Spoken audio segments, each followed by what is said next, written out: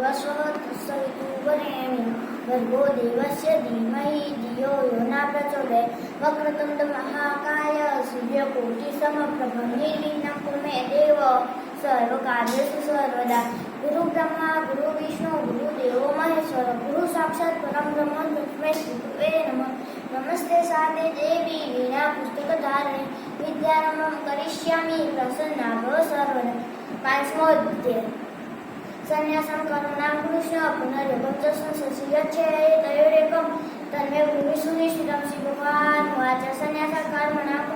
સંન્યાસ કર્મ યોગસ્ય નિષ્ક્રિયસ્ય કરાભૂતસ્તુ કર્મ સંન્યાસા કર્મ યોગો વિશિષ્યતે જ્ઞેય સ નિત્ય સંન્યાસી યો ન દૃષ્ટિ ન કાક્ષતિ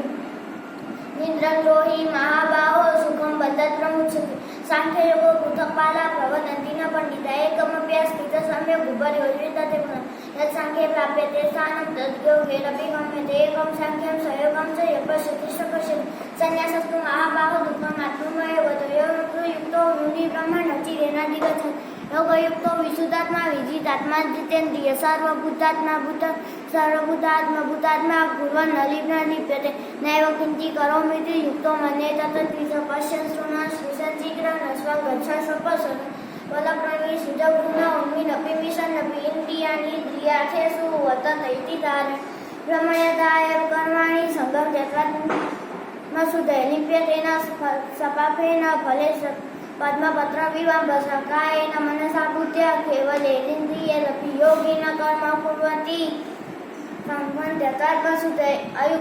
युक्त कर्म फलं त्यक्त्वा शान्तिमाप्नोति निष्ठितम् आयुक्त कामकारेण फले सत्तो निबध्यते